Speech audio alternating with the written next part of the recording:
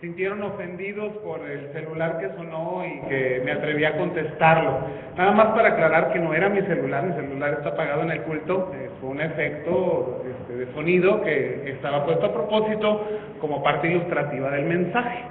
Sí, no, esto no es de ninguna manera un aliciente de que tengas tu celular prendido, no debe ser. Yo lo dije después de que sonó la primera vez, que los celulares debían estar apagados o en vibrador. Si usted es un profesional de la medicina, que creo que no lo tenemos entre nosotros, y que le tengan que hablar de emergencia, fuera de eso yo creo que todas nuestras llamadas pueden esperar. Pero el Señor nos habla, y eso era lo que queríamos enfatizar en la predicación anterior.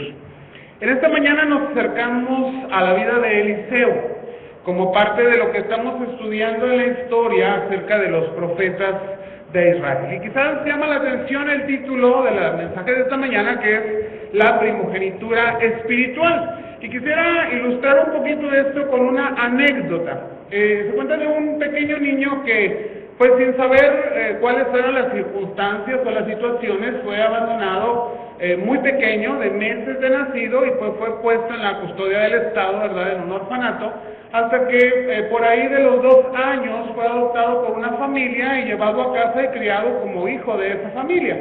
Sin embargo, a veces estas situaciones despiertan algunos conflictos, sobre todo ya cuando estos niños están en una edad escolar. Y bueno, hoy está muy de moda hablar acerca del bullying y todas estas situaciones, y este niño era víctima precisamente de bullying en la escuela, porque los demás niños, al enterarse, de alguna forma se enteraron de que él era un niño que no era hijo natural de los padres que tenía, se burlaban de él y le decían, tú no eres el verdadero hijo de tu papá.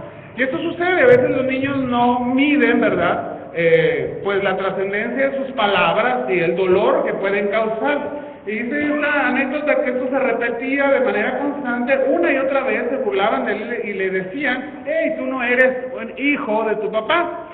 Y ese niño aguantó por mucho tiempo, hasta que un día, ya cansado, ¿verdad?, de esta situación, pues levanta su voz y le dice a sus amigos, lo único que les puedo decir es que mi padre me escogió a mí. A los padres de ustedes no les quedó de otra, simplemente les tocaron. Cuando hablamos de primogenitura, hablamos de nacimiento, hablamos del primer nacimiento, hablamos del primer hijo de una familia, del primer hijo de un padre, conforme a la primogenitura en la Biblia, y sabemos que el primogénito de nuestro Dios es nuestro Señor Jesucristo. Y esto vamos a enfocarlo más adelante en este tema, pero hoy estamos hablando de una primogenitura espiritual. ¿Qué tiene que ver esto con el profeta Eliseo y con el profeta Elías? Porque hace un momento leíamos también una porción ahí que nos hablaba del profeta Elías. Bueno, Elías y Eliseo no guardaban en sí ningún parentesco entre ellos. Simple y sencillamente Eliseo era discípulo del profeta Elías. No había ningún parentesco, no eran familiares, pero se considera el profeta Eliseo como el sucesor o el heredero espiritual del profeta Elías. Esta sucesión, esta herencia espiritual, la podemos ver ahí en el pasaje que acabamos de leer, en donde vemos que hace una petición muy especial Eliseo al profeta Elías, y esto es que le pide una doble porción de su espíritu. Cuando Elías le pregunta, ¿qué es lo que tú quieres que yo haga? ¿Qué es lo que tú quieres de mí? Y podemos ver que de una manera física o de una manera tangible, lo único que recibió el profeta Eliseo fue el manto. Después de que Elías es llevado por este carro de fuego a la presencia del Señor, lo único que Eliseo tiene delante de él es el manto de su maestro, el manto de aquel que le había enseñado a caminar con Dios, y lo recoge. Y podríamos pensar que este manto es su única herencia, pero cuando nos acercamos al pasaje y vemos a Elías preguntándole a Eliseo, es difícil manejar estos dos nombres y no confundirlos, que le solicita una doble porción de su espíritu. Ahí en el versículo 9, podemos ver por las referencias que la palabra de Dios nos hace, y en Deuteronomio 21:17 nos habla precisamente de que al heredero primogénito le correspondía el doble que al resto de los herederos de un padre en Israel. Y cuando el profeta Eliseo pide la doble porción de espíritu, no es que esté pidiendo, y esto hay que aclararlo, que 2 veces el espíritu de Elías pose sobre de él. Esto es imposible, no hay más que un espíritu, no puede tener 2. Sin embargo, lo que está pidiendo es ser el heredero espiritual del profeta Elías. Y por eso hablamos de una primogenitura espiritual. Decía hace un momento, cuando consideramos el primogénito de primogénitos, pensamos inmediatamente en nuestro Señor Jesucristo. Sin embargo, también la palabra nos habla de que tú y yo somos herederos espirituales juntamente con Cristo. Y aunque Él es el primogénito entre cada uno de nosotros, la palabra dice entre todos sus hermanos, tú y yo somos esos hermanos. Y hace poco platicaba con alguien respecto de esto, y es algo que a veces no consideramos, que nuestro Señor Jesucristo nos ha declarado a ti y a mí hermanos suyos.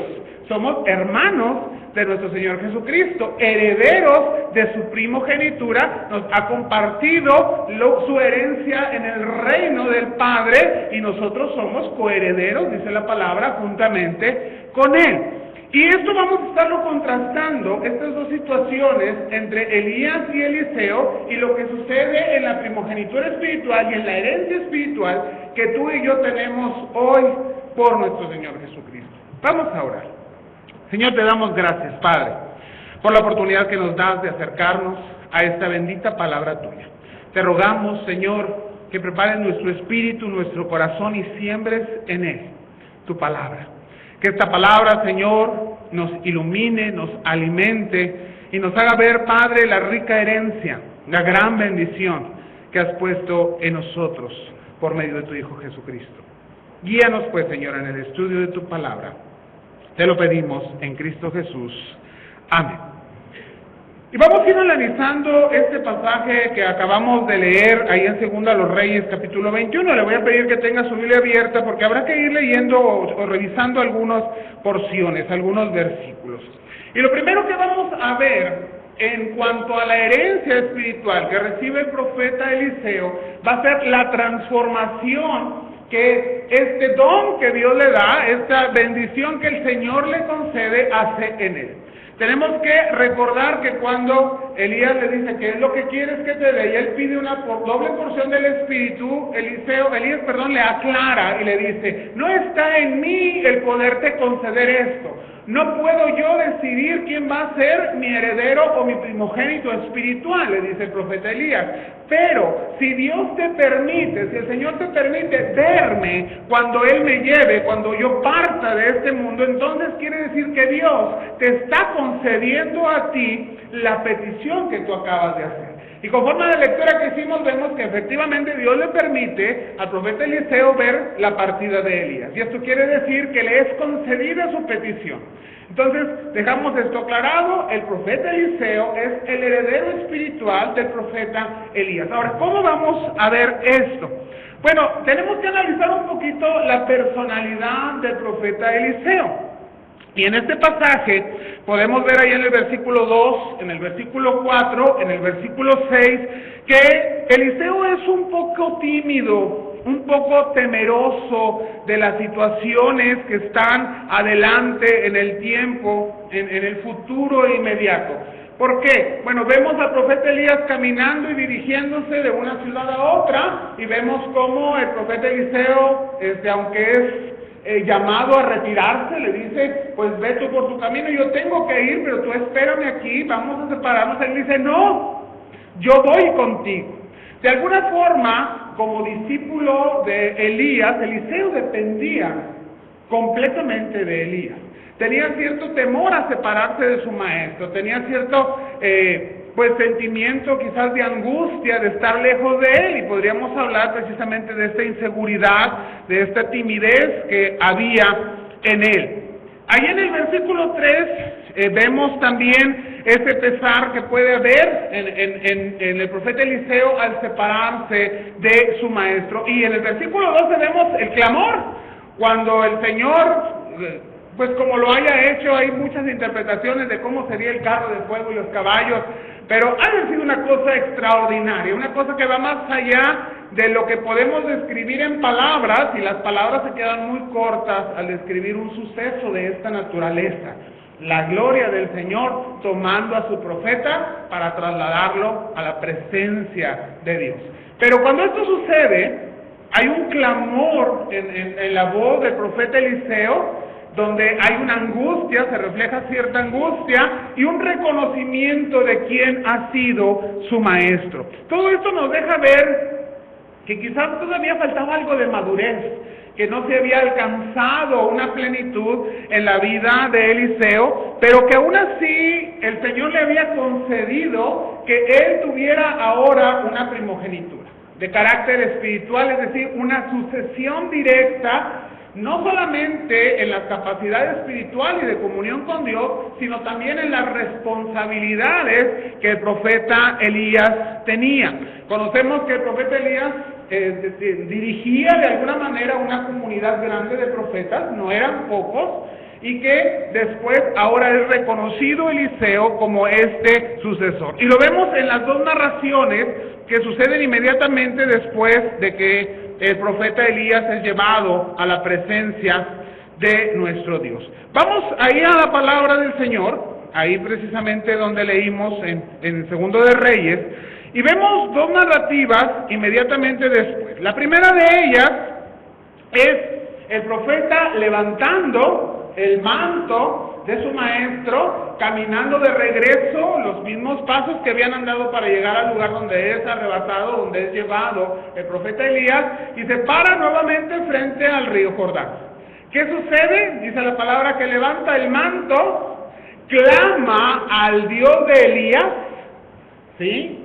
Quizás todavía no hay ni siquiera la confianza en él para llamar a su Dios, llama al Dios de su maestro, y golpea en al menos dos ocasiones, porque el hebreo nos muestra un plural, no un singular. Entonces al menos en un par de ocasiones, quizás más, golpea las aguas con el manto. ¿Qué sucede? Dios responde. ¿Por qué? Le ha dado una herencia espiritual, una autoridad al profeta, y las aguas se abren para que él pueda pasar. ¿Qué sucede más adelante en la narrativa? Él llega delante de ese grupo de profetas y es reconocido, ¿sí? Es reconocido ahora como un profeta que pues ha tomado autoridad de Dios, y es reconocido ahora como quizás el nuevo maestro de ese grupo, de esa escuela de profetas.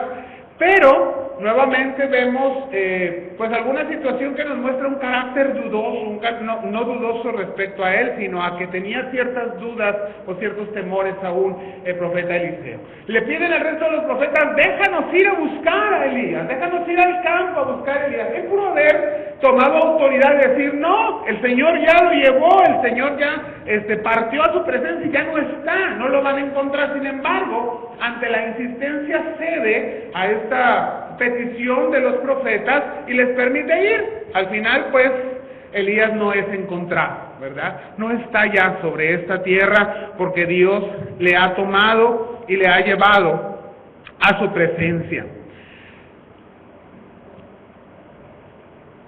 Sin embargo, va tomando autoridad la vida del profeta Eliseo.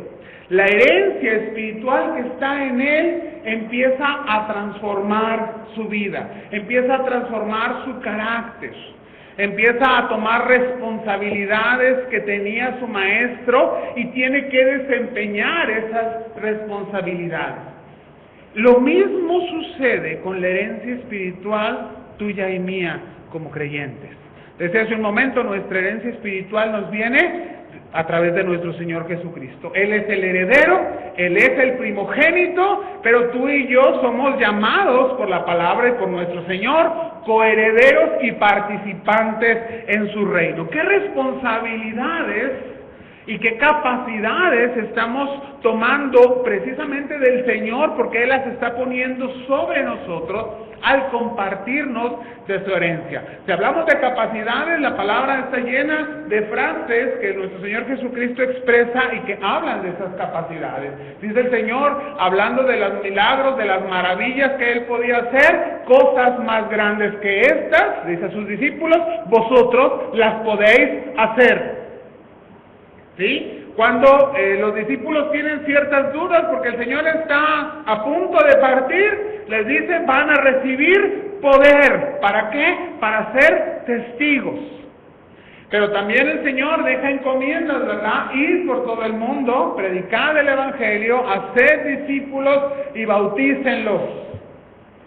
Hay responsabilidades, pero también hay capacidades que Dios ha puesto en ti y en mí como parte de esa herencia espiritual que tenemos en nuestro Señor Jesucristo.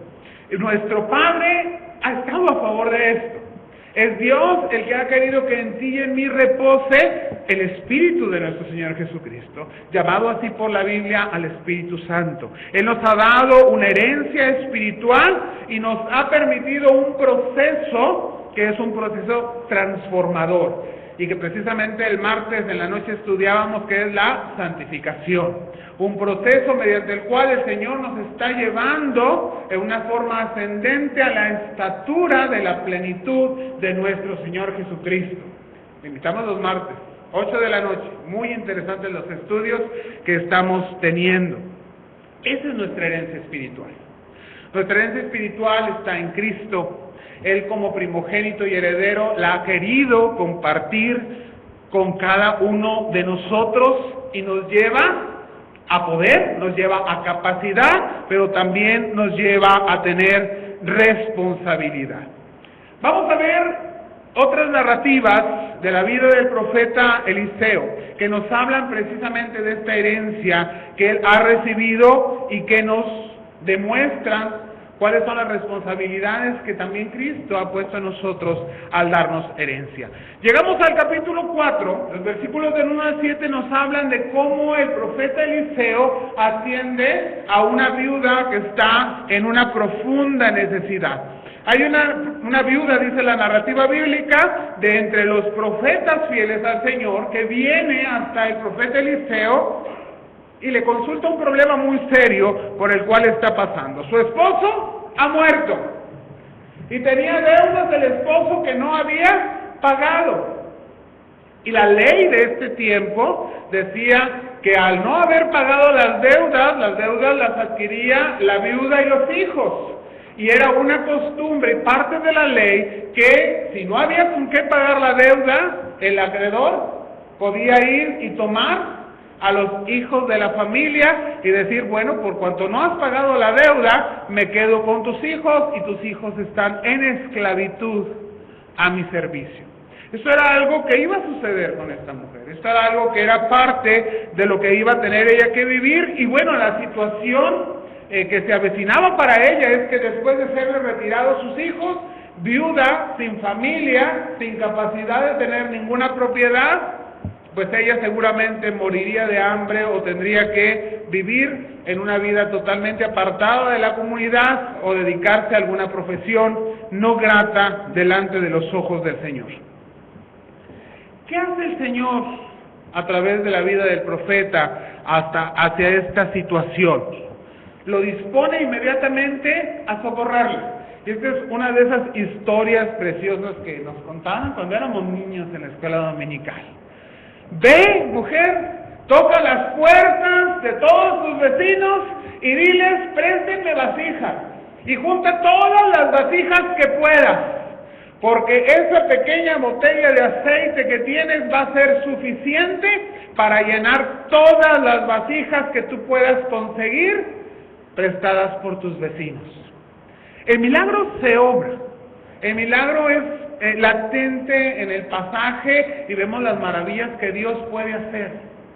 Pero hay algunos datos interesantes en esta narrativa, como por ejemplo que en ningún momento el profeta Eliseo prescinde de la viuda.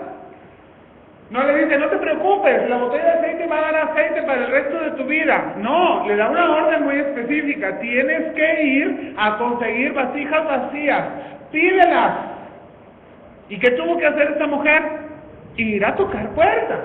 Oiga, perdone vecina, discúlpeme que la interrumpa en esta mañana, en esta tarde, no sé, pero necesito conseguir vasijas vacías. ¿Para qué las quiere? Pues espero que no le hayan preguntado porque no sé qué respuesta les daría. Pues que fíjese que el profeta me dice que las consiga porque voy a empezar a vaciar mi aceite en ellas y se van a llenar. Entonces necesito conseguir vasijas. Yo no sé qué explicación dio esta mujer a sus vecinos para poder conseguir las vasijas, pero las consiguió. ¿Sí? Había una disposición en ella, en primer lugar, a creer la palabra que Dios le había dado a través del profeta, que no era una palabra fácil de creer, ¿sí? Y la disposición a ir y hacer lo que tenía que hacer, tocar la puerta que fuese necesaria para conseguir las vasijas. ¿Qué sucede? Una vez que ella dijo, son todas las vasijas que he podido conseguir, entonces empezó a vaciar. Y cuando esa última vasija se llena, se acabó el aceite.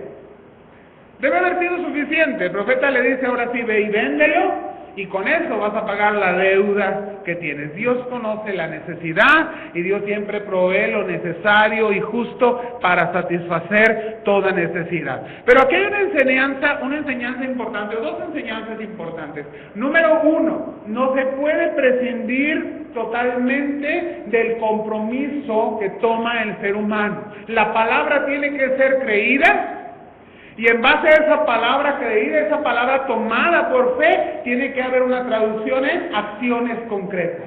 Acciones concretas que denoten la obediencia, acciones concretas que denoten estoy dispuesto a creer, Señor, lo que me estás diciendo, lo que me estás enseñando, y hacer lo necesario para cumplir tu voluntad, porque yo sé que lo que tú quieres es bendecirme.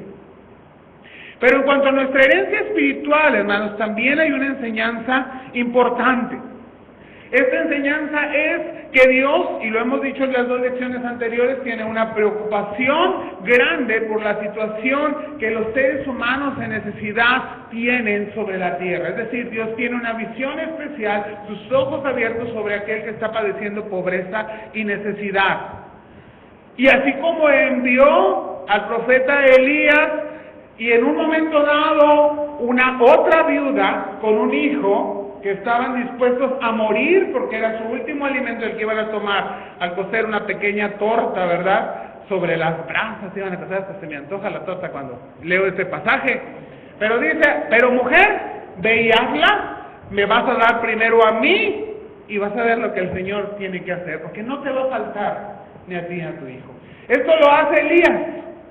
Y después vemos a su heredero espiritual haciendo básicamente lo mismo. ¿Qué ha hecho nuestro Señor Jesucristo con respecto al necesitado? Llevar la satisfacción a su necesidad. ¿Cuál es tu y mi responsabilidad por la herencia espiritual que tenemos de Cristo? Ir y hacer lo que nuestro Señor hizo.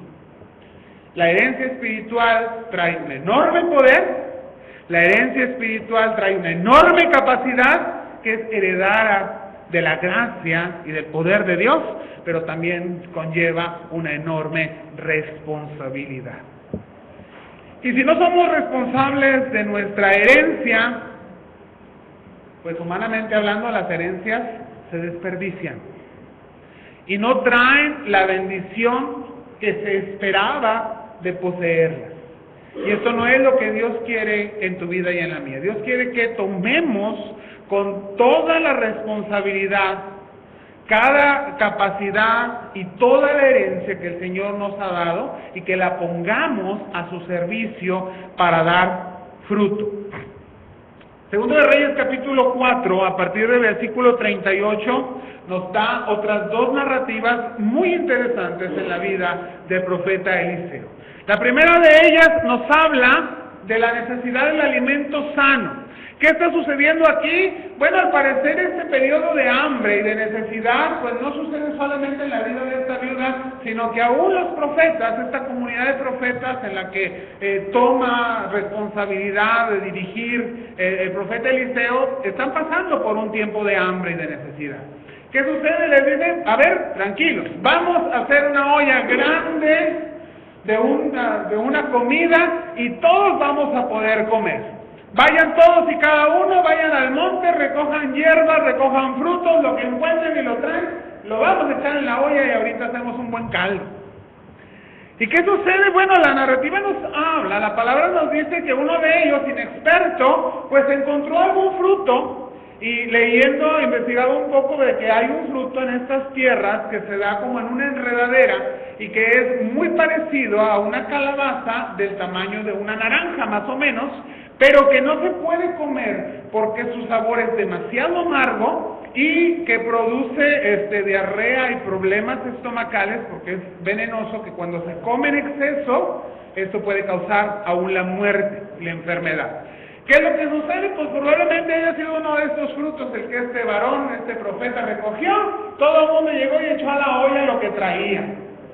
Y pues aquí lo cocinamos todo y vamos a comer todos. Pues echó este fruto y en un momento dado, quizás al probarlo, el sabor inmediato, porque dicen que es una fruta muy astringente, muy amarga, toma la boca y le da una sensación y un sabor muy desagradable, dijeron, hay muerte en la olla, no la podemos comer.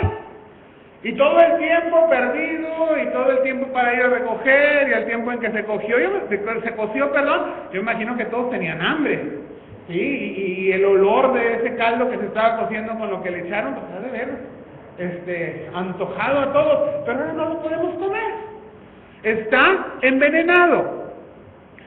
El profeta Eliseo se levanta y dice, a ver, tráigame un poco de harina, toma la harina, y la harina no tiene ninguna capacidad regenerativa, ni curativa, ni mucho menos. Es el poder de Dios haciendo que esa comida pase a ser una comida, un alimento sano. El profeta Elías había hecho algo parecido. ¿Se acuerdan de las aguas amargas? Que nadie podía beber. Dice el Señor, dice el profeta, a ver, tráigame un puño de sal.